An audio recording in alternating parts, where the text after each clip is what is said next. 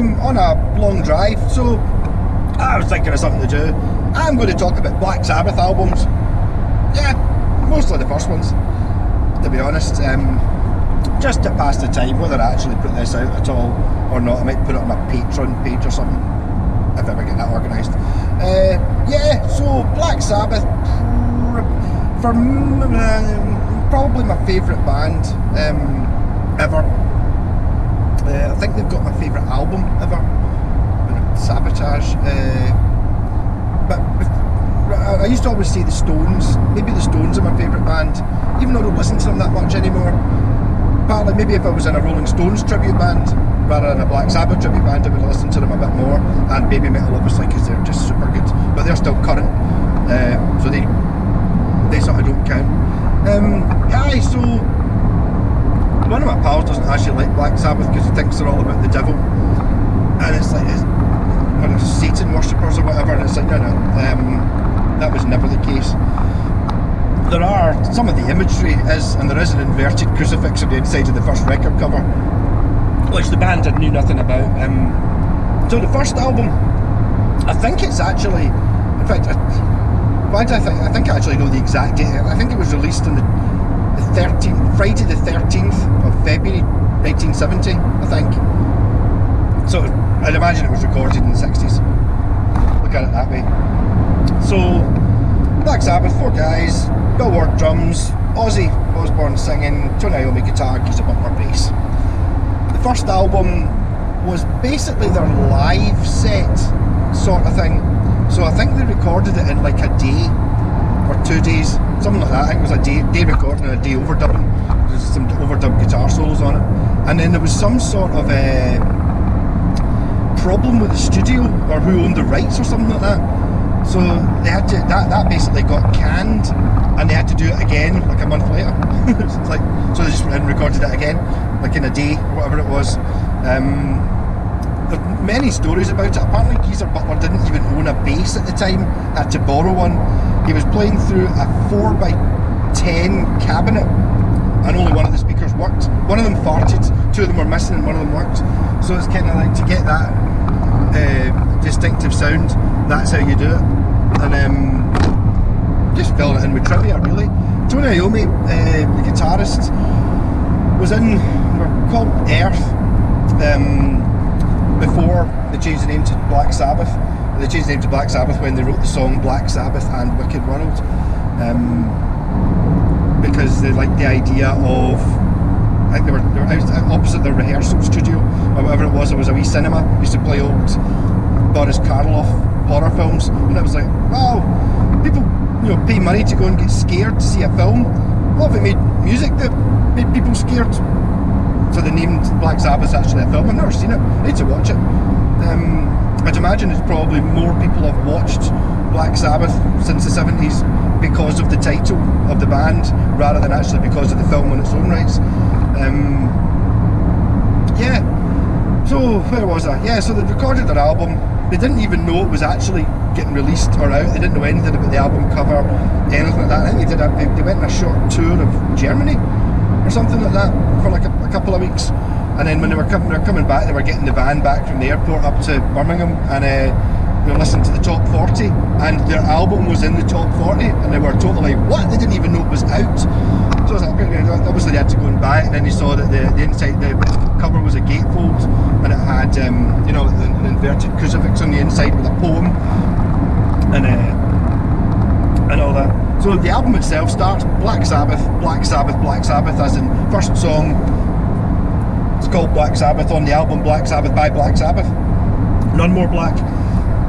And it's just a classic. It's got the tritone, which was banned in 16th century music for hundreds of years.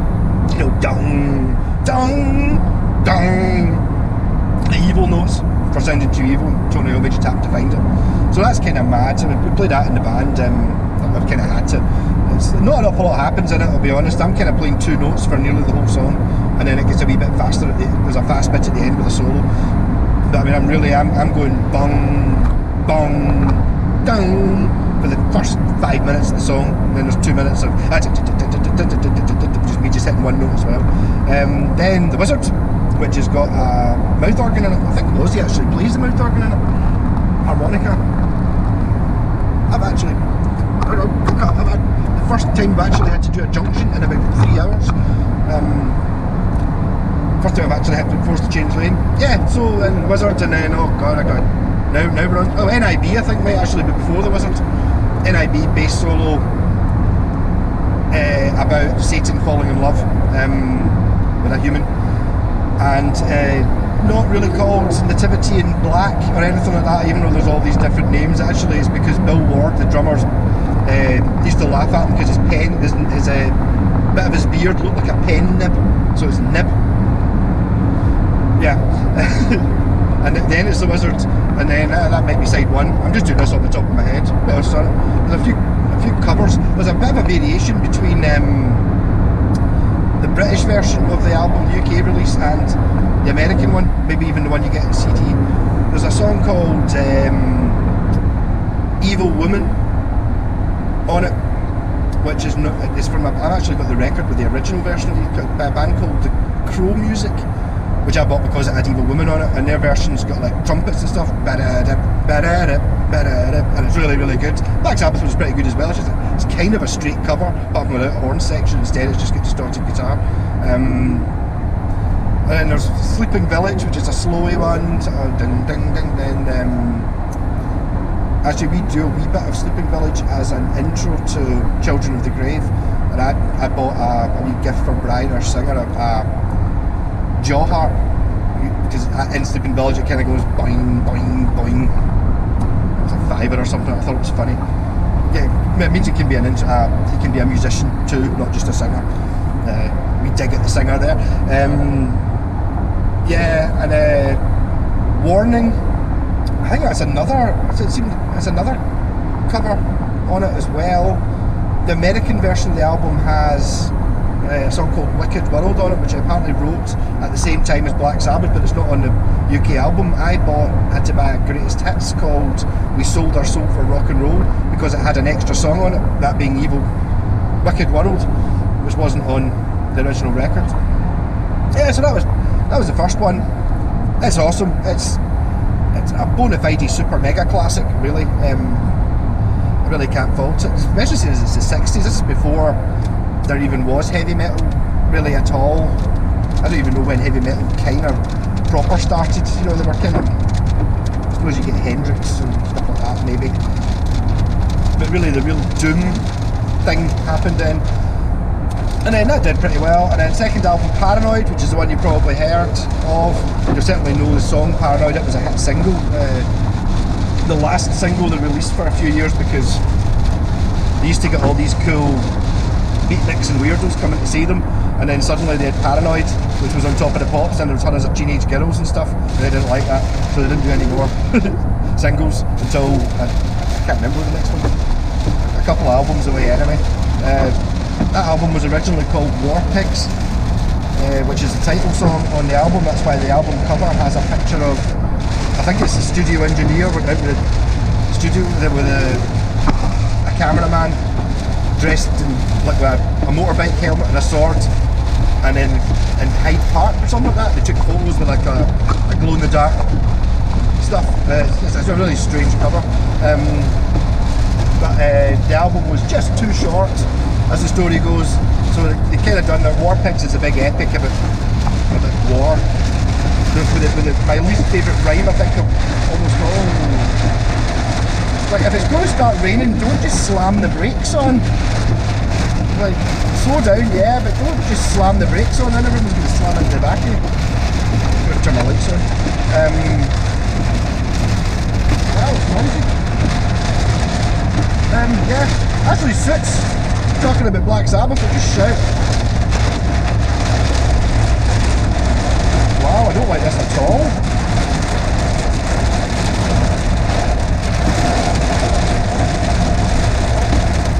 I can see the clear end at the end of it, so this will be what the yellow rain warning was all about. Yellow rain warning, people will slam their brakes on and slow down to a crawl as soon as there's any rain. has been I'm out of fifth gear for the first time in about 2 hours, I suppose. I can see the end of it.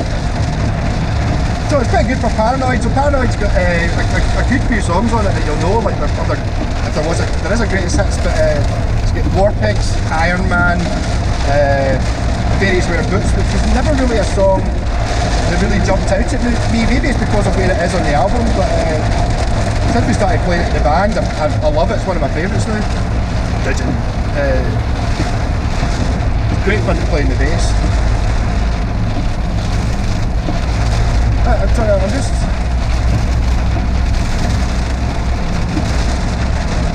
The weather's good, it's... because you can't actually see the white lines on the road.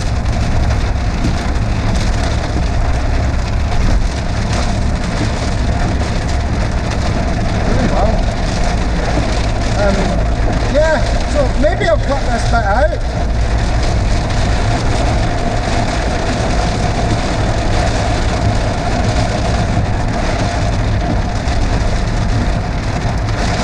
Actually quite good behind that lorry, which is now pulled away. You can drive it, the dry bits left by its tyres.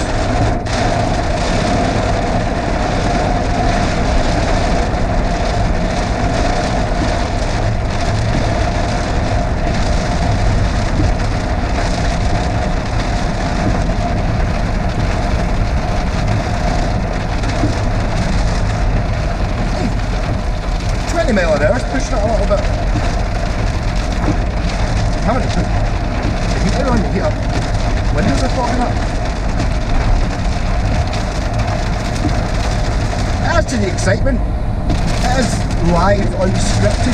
I'm only at Paranoid. Let's get Planet Caravan on it on the second side, which is covered by, I want to say Pantera, somebody like that, which is a sort of slow, moody one. One called Rat Salad, which is one of the many Black Sabbath songs. I can never really remember which song that is, because it doesn't go a rat salad, a rat in it, so it's kind of, and Hand of Doom, you should play that as well. It's a really doomy one. That's kind of covered it. Paranoid was a massive hit, did really well. I kind of sidetracked when the rain hit there. It's now clearing up, so I can now talk normally again. So apparently the album with all those songs on it just wasn't quite long enough. It's like 35 minutes. Each put another 5 minutes on it, so they all went for lunch apparently, and Tony stayed in the studio, battered down a riff, and then when they came back out, what do you think of this one? And they all went, that's great, let's record it. It took half an hour, and that's Paranoid. And Geezer wasn't even sure what the word paranoid meant. He wrote, it's just that everyone kept saying they were paranoid because it was the in, cool, hip word. And before they actually recorded it, he got a dictionary and looked up paranoid to see what it actually meant. He went, oh, that's cool, it sort of fits in with what the words were. Because Geezer wrote all the words, well, most of the words at this point. Yeah, so they're doing really well. I'm really going to listen to the records just now. Come on, rain, stop! So the third album is called Master of Reality, and it's like, they got a lot heavier.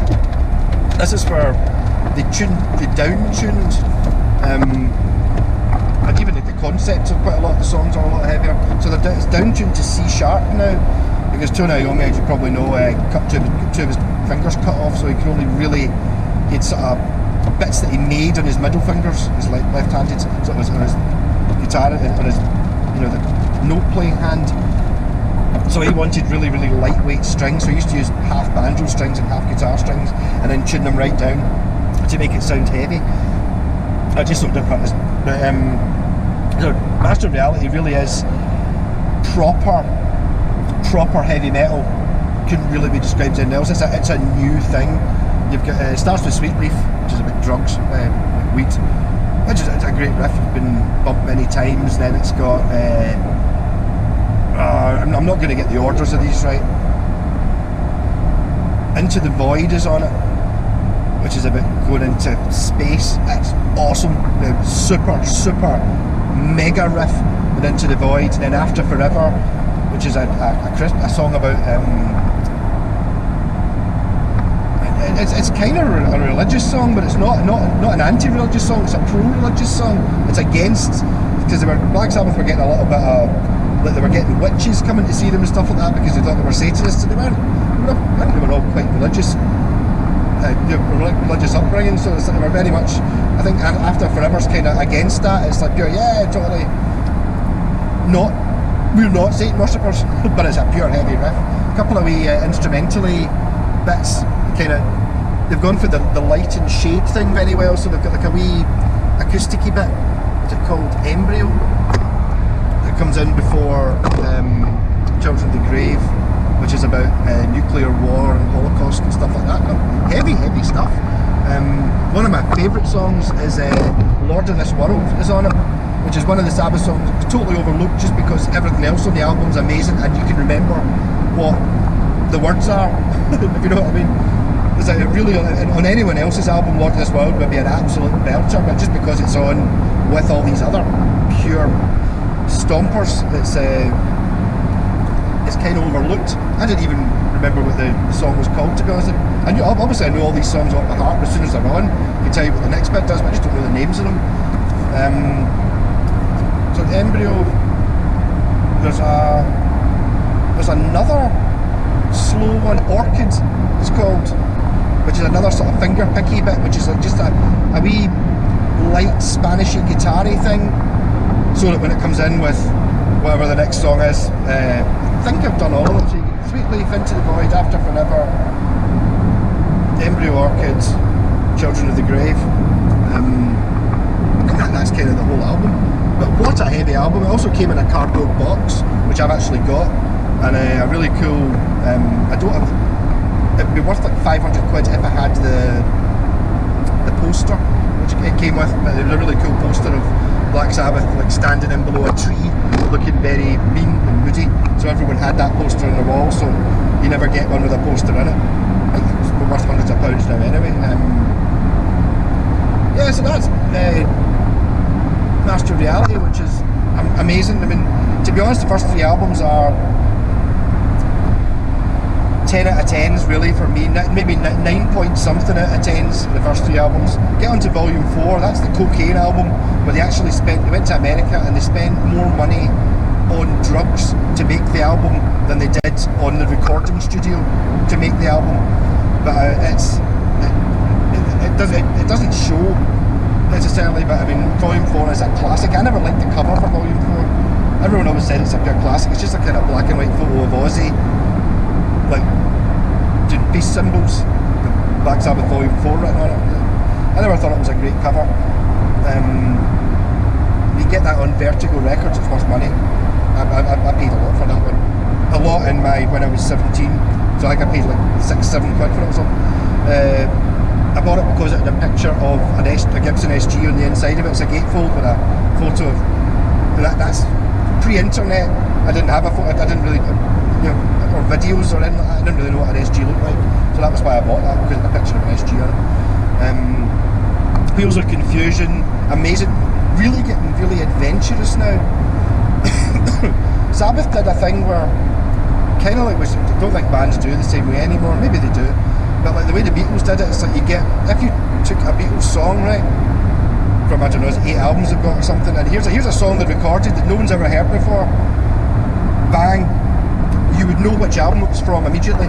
You could tell whether it was in Sgt. Pepper or Rubber Soul or Help or whatever. You could just tell because they progress so much. Sabbath's the same, they totally progress. So by the time you get to Volume 4, it becomes very technical and very proggy, for want of a better word, even though I think it was maybe before prog rock. Was it 72? It's prog rock era, so you get lots of time changes and bits where song just totally does something completely different after another bit. Songs on that album, Changes is on it, which was a great song until Ozzy murdered it with his daughter at some point, but he can't sing it anymore with Rick Wakeman on piano. It's like a piano one, and then you've got St. Vitus Dance, another one. There's a few classics on this that you don't really know the names of, but they are, anyone else would be on their greatest hits, but not Sabbath. What else is on it? Under the Sun, absolutely Sun riff. The riffs on these things are just phenomenal. Under the Sun, Supernaut's on it, and also before Supernaut's my least favourite Sabbath song of all time, which is called FX, and it's just seems to be Tony Iommi messing about with like a Wim copycat or something. It's kind of like ding, ding, ding, ding, ding. It's not a song, it just totally kills the album. It's like you have to listen to this nonsense, just rubbish, for like, I don't know, a minute and a half, and then in comes Supernaut, which is pure amazing. They have the best drum solo ever because it's exactly the right length. The song sort of stops, it goes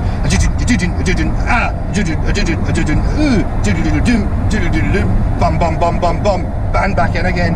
That's how you do a drum solo. You don't, the band don't leave stage and have a coffee. A drum solo, if you can get it down to 30 seconds or a minute, rocking. I've probably missed out a couple there. Cornucopia, I want to do that in the band actually.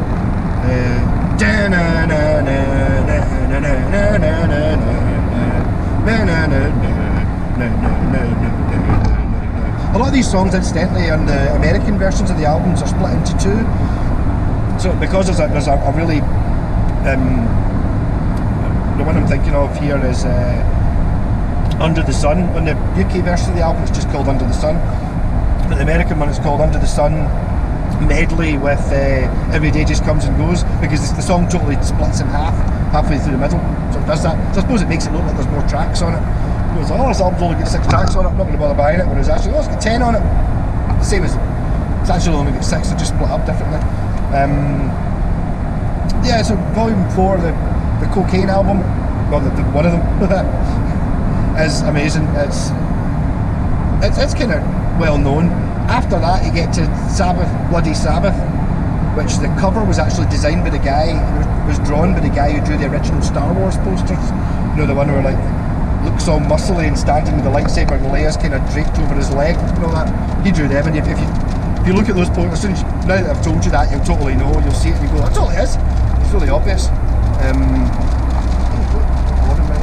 Oh no, it looks like we're getting more stupidly heavy rain. It doesn't look quite so black. Yeah, Sabbath, Bloody Sabbath. First, as soon as I heard that song, it's amazing. Sabbath, Bloody Sabbath, who are you? Killing Yourself to Live. These are not the right order, by the way. Spiral Architect ends with, it's just like nuts. It's all about, it's got strings and stuff in it. Fantastic song. There's starting to be a wee bit of synthesizer and stuff sneaking in. A bit more now. Synthesizer and strings, or maybe be like a string generator rather than actual strings, stuff like that. So we've got a National Acrobat song about masturbating, which I didn't know until I bought a Record Collector magazine Black Sabbath special about a month ago, and we were already playing the song in the band. That's another pure amazing one. And Looking for Today. The thing is about Sabbath, like everyone knows the Sabbath greatest hits because they always play Iron Man, War Pigs, all these things, but there's so many other ones that are just phenomenal on the album tracks. It's like they don't really, what Black Sabbath album should I buy? Which greatest hits? Just buy the first 8 albums, 6 albums, see if you like them. Yeah, so we're at album 5 with Sabbath, Bloody Sabbath, which is, it's really clever. It's maybe they're trying to do other stuff that's amazing, and then we get to Sabotage, which is my favourite. The band were having a shit time at the time. Divorces, they got conned with their record company, they were put as a debt, so it's a bit deep, but the music on it's just phenomenal. We've got the best riff of all time being Symptom of the Universe. It's dun dun dun dun dun dun dun dun. Less notes than Smoke in the Water and better. But what they did to it's just stunning. I'm going to pause because the rain's come back on. And the rain seems to have passed. Unfortunately, while the rain was on there, I went under, there was a bit on the motorway where there's lots of bridges really close together, and it's in the Sabbath Bloody Sabbath video. It's a promo film for the song Sabbath Bloody Sabbath. I know I'm on Sabotage now, but it would have been nice to be talking about Sabbath Bloody Sabbath as I went under the bits that's actually in the video. But I didn't. So we're on Sabotage. As I said, Symptom of the Universe starts off Don't Stop Too Late, Actually, the album starts with a song called Hole in the Sky, which is great. If you ever try and sing along with these things though, they're stupidly high pitched. The singing is pure screaming. I used to be able to sing Symphony of the Universe, can't do it anymore. The Hole in the Sky is the same. I'm looking through the hole in the sky, I'm looking down with all the prophets of crime. It's really high. I think Ozzy could never really do any of these songs live, even at the time. I think it was a case of big line of coke, big deep breath, sing 2 lines, pause, big line of coke, big deep breath, some whiskey, sing 2 lines, and that's kind of how he got through, you know, recording some of these songs. Quite funny. The Hole in the Sky, a standard song. I think they might have tried to play it live. Well, they did play it live, but Ozzy's singing was a bit, he kind of flips between the higher and lower register, so he's kind of like, looking through a hole in the sky, kind of that sort of thing. And maybe not even right in exactly the right key quite a lot of the time on the live albums. Yeah, so Symphony of the Universe has got a wee intro, which is like a sort of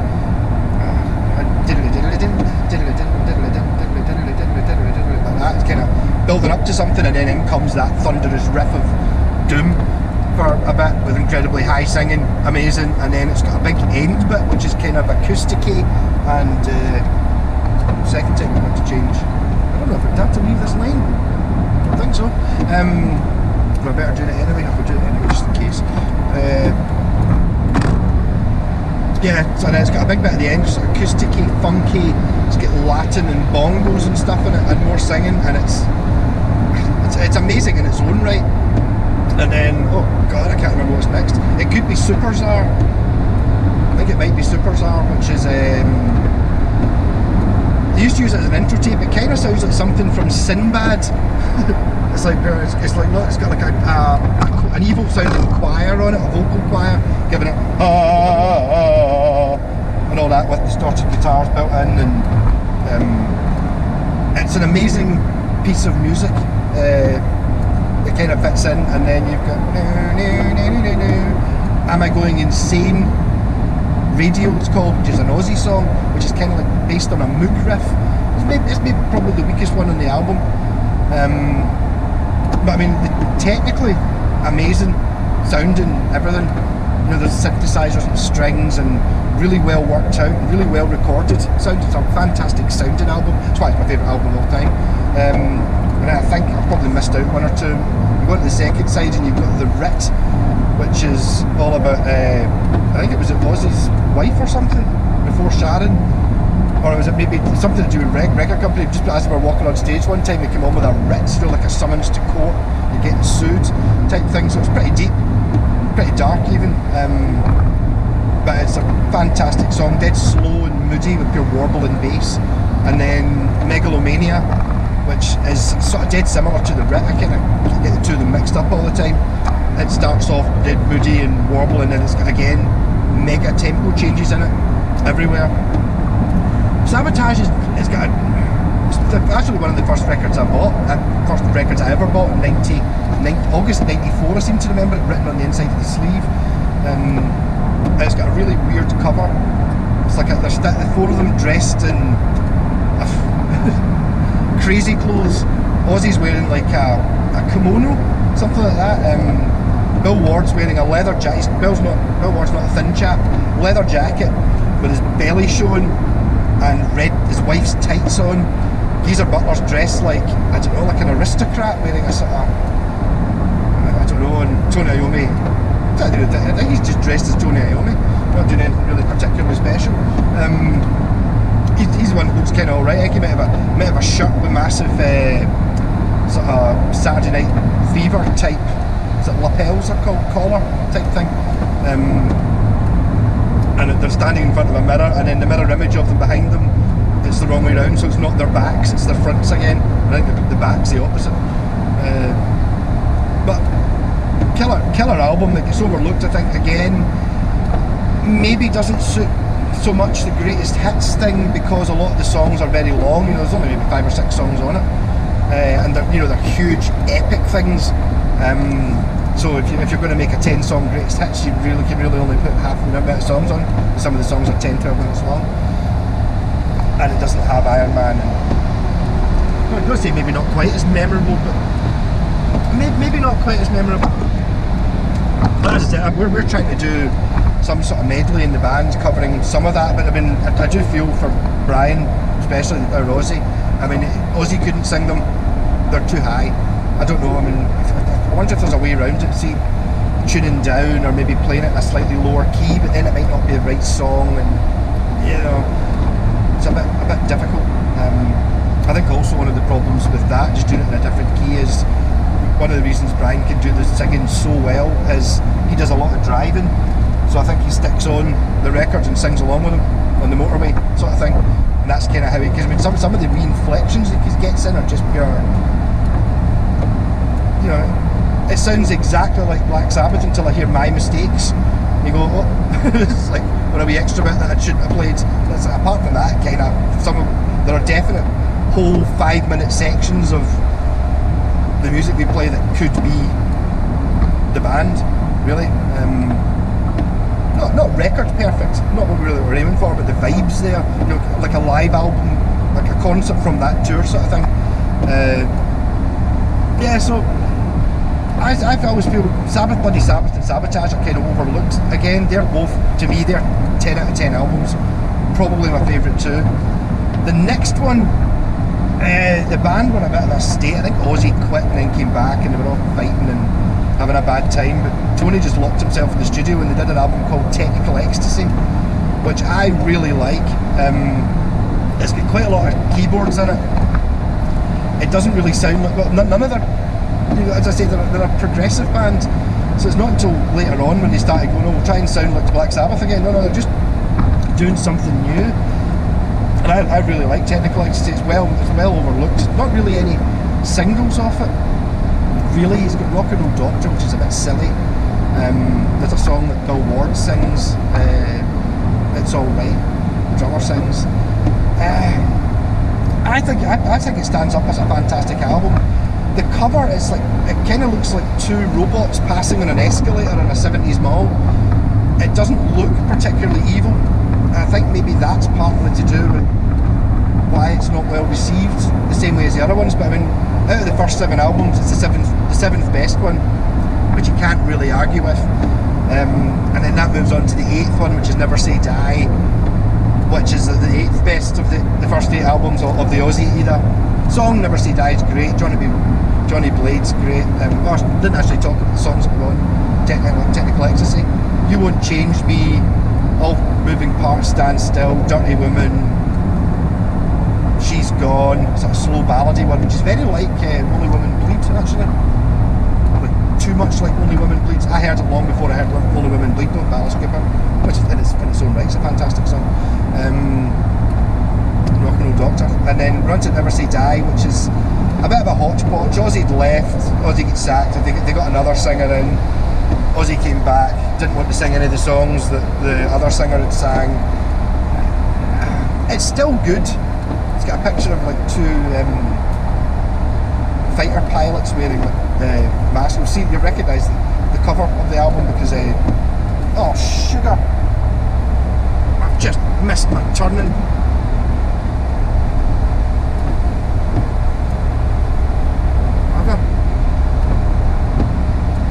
Bastard!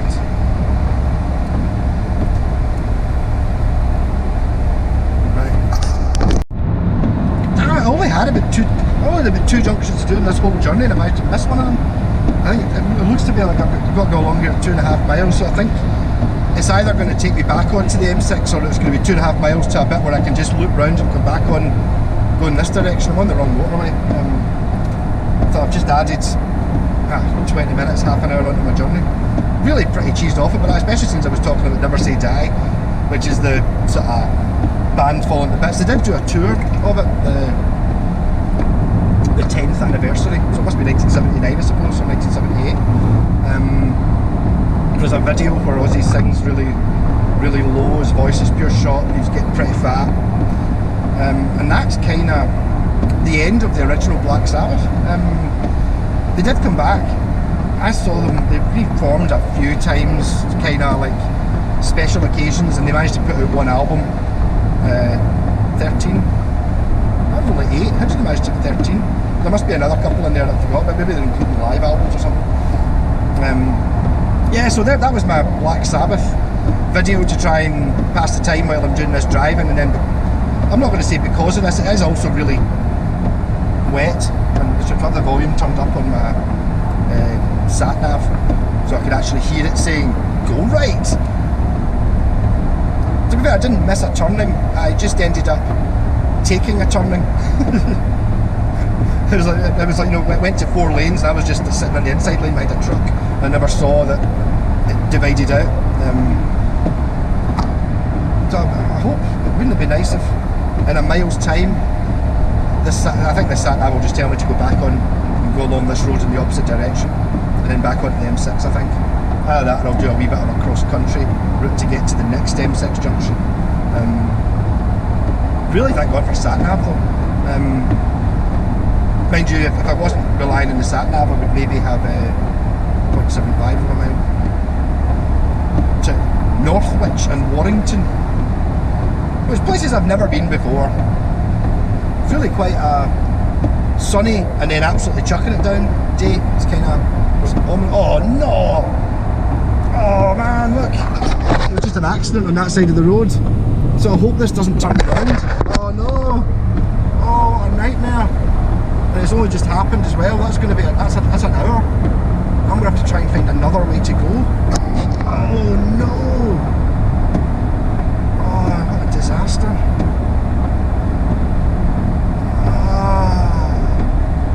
I'm going to North Wales. Did I just go to Wales for a bit of a holiday? Is this just going to tell me to go round back on again? Bugger it is! Oh man! That was an absolute nightmare. At least I know there's not. It's total solid traffic.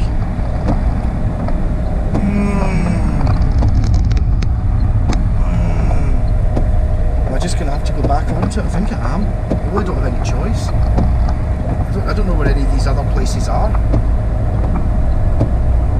If I try and do a cross-country route or something like that, I'm in trouble.